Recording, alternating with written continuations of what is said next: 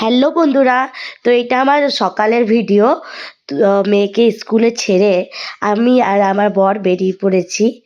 তো এই যে সকালবেলা মেয়েকে স্কুলে দিয়ে দিলাম, তারপরে আমরা বেরিয়ে পড়েছি। আর আমার সাথে আরেকজন আছে, দেখতেই পাচ্ছেন। এটা আমার সাথে সবসময় থাকে, আমার ল্যাজ বলতে পারেন। এটা আমার বাবু বাবু আমার সাথে সবসময় থাকে। তো আমরা বেরিয়ে পড়েছি গুড়ের উদ্দেশ্যে।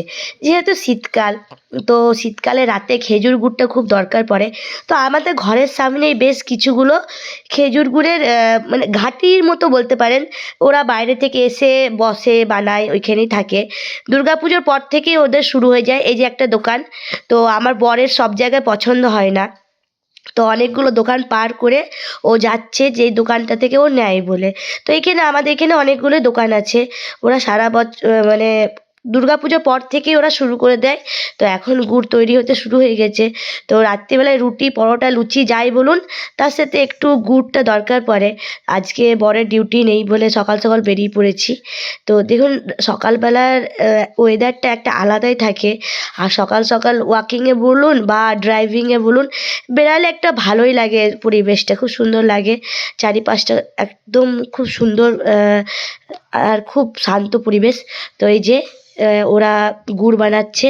এই যে রস নিয়ে চলে এসছে, মোটামুটি গুড় বানাতে শুরু করেছে। সারাদিনই চলে, এরা বাইরে থেকে আসে। তো দেখুন কত শুকনো খেজুর পাতা জোগাড় করে রেখেছে এই গুড় বানাবার জন্যে। সারাদিন রস এনে, খেজুর গাছের থেকে রস এনে এরা বানায়। আর দেখুন এই ঠান্ডার মধ্যে কেমনভাবে থাকে। এই খেজুর পাতার ঘর করেছে, এর মধ্যেই ওরা থাকবে। তো এইভাবে এই যে আমার বর যাচ্ছে বেরে, ওইখানে গুড়টা রাখা আছে, তো সেইটা নেব বলে। তো আমি একটু ভাবলাম চলো ভিডিও করে নিই।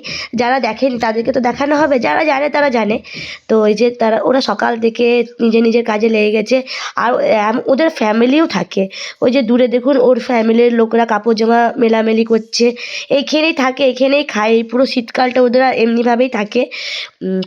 তো মোট কথা ব্যাপারটা কিন্তু খুব একটা সহজ নয়।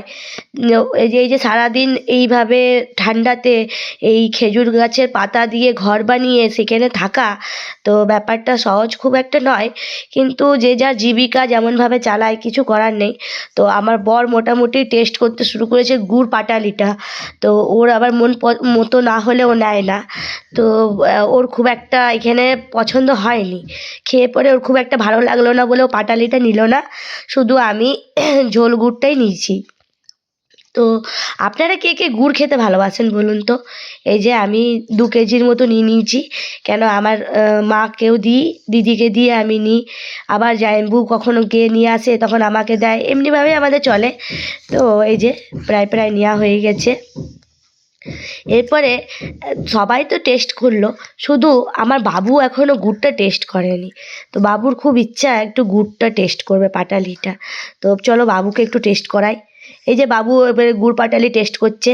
ও কি বুঝলো জানি না, ও খুব বলে দিল খুব সুন্দর টেস্ট। মিষ্টি হলেই চলে, ও মিষ্টি খেতে খুব ভালোবাসে। তো ওর মিষ্টি হলেই চলে। তো গুড়ের ভিডিওটা কেমন লাগলো আমাকে অবশ্যই জানাবে। টাটা।